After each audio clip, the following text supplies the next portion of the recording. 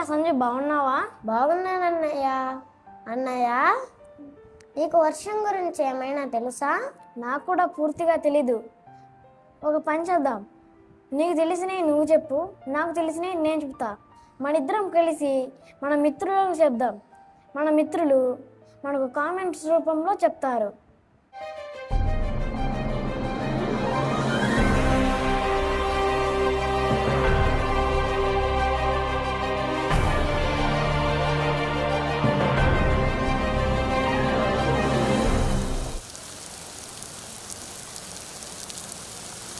సంజు, నీకు వర్షం అంటే చాలా ఇష్టం కదా, చాలా బాగా ఆడుకుంటావు కదా?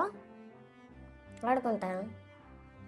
మనం కూడా ఎప్పుడు వర్షంలో తడవడం, ఇలా కాగిత పడవలు చేసుకోవడం, వర్షంని ఆస్వాదించడం, ఇలాంటి పనులు చేస్తూ ఉంటాం కదా. అయితే మీకు ఎప్పుడైనా అనుమానం వచ్చిందా, భూమి మీద ఇలా వర్షం ఎందుకు పడుతుంది? ఈ ప్రశ్నలకు సమాధానం చాలా ఆసక్తికరంగా ఉంటుంది. ఈరోజు మనం వర్షం వెనక ఉన్న అద్భుతమైన సైన్స్ను సులభమైన తెలుగులో తెలుసుకుందాం.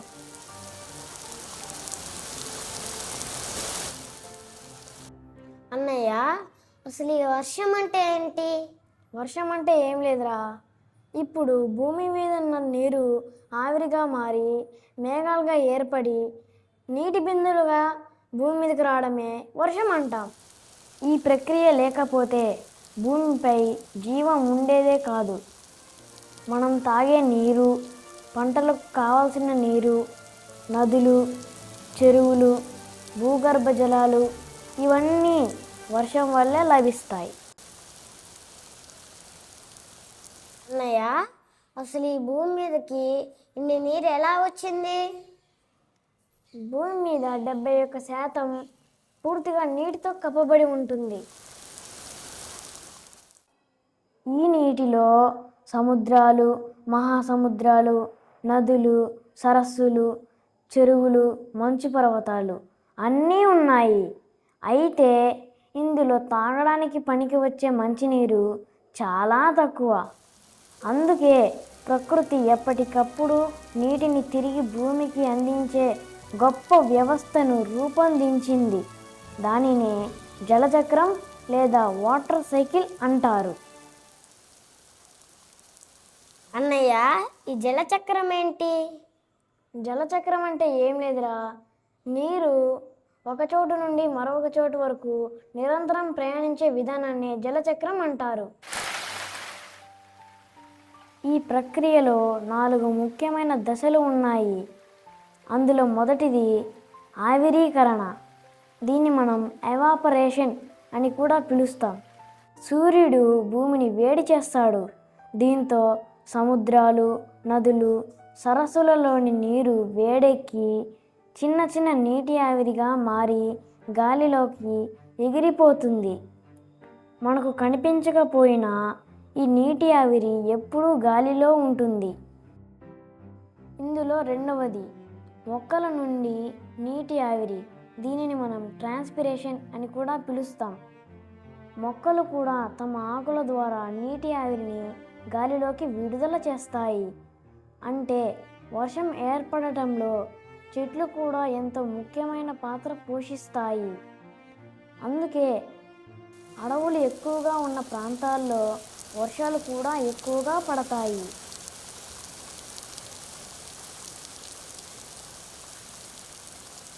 ఇందులో మూడవది ఘనీభవనం. దీనినే మనం కండెన్సేషన్ అని కూడా పిలుస్తాం. గాలిలోకి వెళ్ళిన నీటి ఆవిరి పైకి పైకి వెళ్తుంది. ఎత్తుకు వెళ్ళే కొద్దీ అక్కడ చల్లని వాతావరణం ఉంటుంది. అప్పుడు ఆ నీటి ఆవిరి చిన్న చిన్న నీటి బిందువులుగా మారుతుంది. లక్షల కోట్ల చిన్న బిందువులు కలిసి ఒక మేఘంగా ఏర్పడతాయి.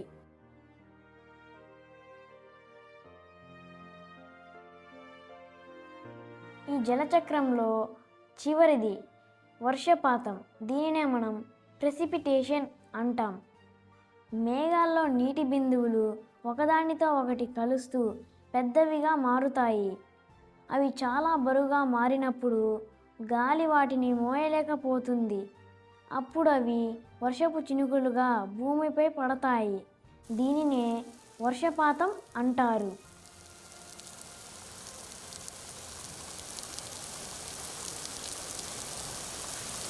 అన్నయ్య, మేఘాలు ఎందుకు తెల్లగా ఉంటాయి? ఏం లేదురా, చిన్న చిన్న నీటి బిందువులు సూర్యకాంతిని అన్ని దిశల వైపు చెల్లాచెదురుగా పంపిస్తాయి. అందుకనే మేఘాలు తెల్లగా కనిపిస్తాయి.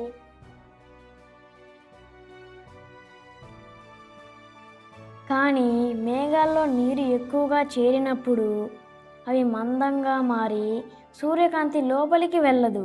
అప్పుడు అవి బూడిద లేదా నల్లటి రంగులో కనిపిస్తాయి. అలాంటి మేఘాల నుంచే మనకు భారీ వర్షాలు పడతాయి. అన్నయ్య, అన్ని చోట్ల వర్షం ఒకేలా ఎందుకు పడదు? అవునరా, కొన్ని చోట్ల వర్షం ఎక్కువగా పడుతుంది. అలాగే కొన్ని చోట్ల వర్షం తక్కువగా పడుతుంది. దీనికి గల కారణం ఏంటంటే సముద్రానికి దగ్గరగా ఉండటం, గాలి దిశ, పర్వతాలు, అడవులు, ఇంకా ఉష్ణోగ్రత. ఈ కారణాల వల్ల ఒక ప్రాంతానికి మరొక ప్రాంతానికి వర్షపాతం భిన్నంగా ఉంటుంది.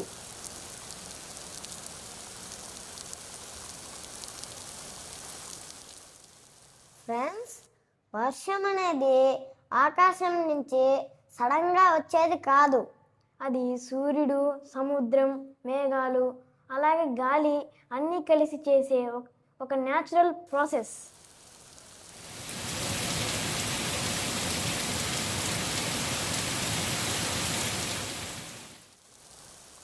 అన్నయ్య, మేఘాలు ఎలా ఏర్పడతాయి?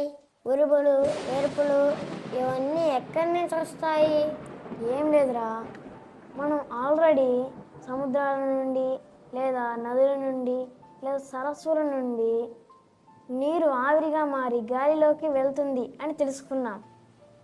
ఆ నీటి ఆవిరి ఆకాశంలోకి పైకి వెళ్తున్నప్పుడు అక్కడ గాలి చాలా చల్లగా ఉంటుంది. ఆ చల్లని గాలిలో నీటి ఆవిరి చిన్న చిన్న నీటి బిందువులుగా లేదా మంచు స్ఫటికాలుగా మారుతుంది. ఈ లక్షల కోట్ల సూక్ష్మ బిందువులు కలిసి ఒక మేఘంగా ఏర్పడతాయి.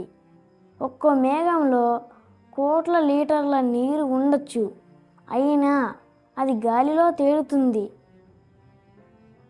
ఎందుకంటే ఆ నీటి బిందువులు చాలా చిన్నవిగా ఉంటాయి.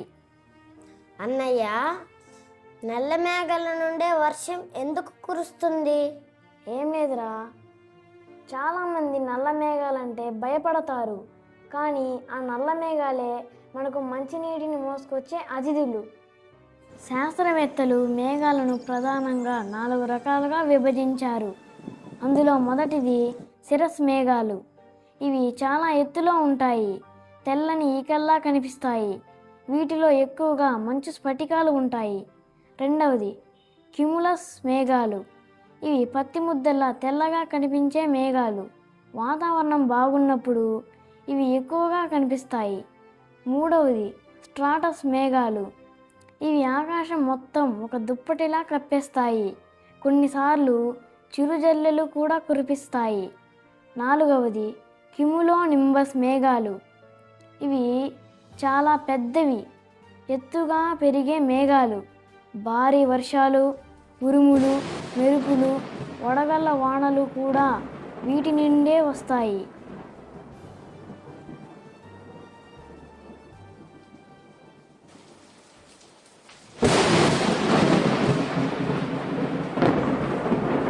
అన్నయ్య, ఈ మెరుపులు ఎలా ఏర్పడతాయి? ఈ ఉరుములు మనకి ఎందుకు వినిపిస్తాయి? ఏం లేదురా, మేఘాలలో నీటి బిందువులు అలాగే మంచు ముక్కలు ఒకదానికొకటి డిష్యూమ్ అంటూ ఢీకొంటూ ఉంటాయి. మేఘంలో నీటి బిందువులు ఎక్కువగా చేరినప్పుడు అది చాలా మందంగా మారుతుంది. సూర్యకాంతి దాని గుండా సరిగ్గా వెళ్ళలేకపోతుంది. అందుకే అది మనకు నల్లగా లేదా బూడిద రంగులో కనిపిస్తుంది. ఆ తరువాత నీటి బిందువులు బరువై వర్షంగా కురుస్తాయి. దీంతో విద్యుత్ ఛార్జీలు ఏర్పడతాయి. మేఘం పైభాగంలో ఒక రకమైన ఛార్జ్, కింద భాగంలో మరొక రకమైన ఛార్జ్ ఏర్పడుతుంది. ఒక దశలో ఈ ఛార్జ్ ఒక్కసారిగా విడుదలవుతుంది. అదే మనం చూసే మెరుపు. మెరుపు ఉష్ణోగ్రత సూర్యుడి ఉపరితలం కంటే కూడా ఎక్కువ, దాదాపు 30,000 డిగ్రీల సెల్సియస్ వరకు ఉండొచ్చు. అన్నయ్య, ఫస్ట్ మెరుపు కనిపించి తర్వాత ఉరుము ఎందుకు వినిపిస్తుంది? ఏం లేదురా, ఇది చాలామంది అడిగే ప్రశ్నే, కానీ జవాబు మాత్రం చాలా సులువు. వెలుతురు వేగం సెకనుకు దాదాపు 3,00,000 కిలోమీటర్లు, కానీ శబ్దం సెకనుకు కేవలం 343 మీటర్లు మాత్రమే ప్రయాణిస్తుంది. అందుకే ముందుగా మెరుపు కనిపిస్తుంది, కొన్ని సెకండ్ల తర్వాత ఉరుము వినిపిస్తుంది. ఇప్పుడు మనం ఉరుము గురించి కూడా తెలుసుకుందాం. మెరుపు ఏర్పడినప్పుడు దాని చుట్టూ ఉన్న గాలి ఒక్కసారిగా చాలా వేడెక్కుతుంది. వేడెక్కిన గాలి వెంటనే స్ప్రెడ్ అవుతుంది, మళ్ళీ చల్లబడి కుచించుకుంటుంది. ఈ సడన్ మార్పు వల్ల పెద్ద శబ్ద తరంగాలు ఏర్పడతాయి. వాటినే మనం ఉరుముగా వింటాం. ఫ్రెండ్స్, ఈరోజు మనం వర్షం వెనుక ఉన్న సైన్స్ తెలుసుకున్నాం. అలాగే మేఘాలు, ఉరుములు, మెరుపులు ఎలా ఏర్పడతాయి అని తెలుసుకున్నాం కదా. పార్ట్ 2లో ఇంద్రధనుస్సు ఎలా ఏర్పడుతుంది, అలాగే ఈ ఋతుపవనాలు అంటే ఏమిటి అనే దాని గురించి తెలుసుకుందాం. ఈ వీడియో నచ్చితే లైక్ చేయండి, షేర్ చేయండి. ఇటువంటి మరిన్ని వీడియోల కోసమే మా ఛానల్ను సబ్స్క్రైబ్ చేయండి.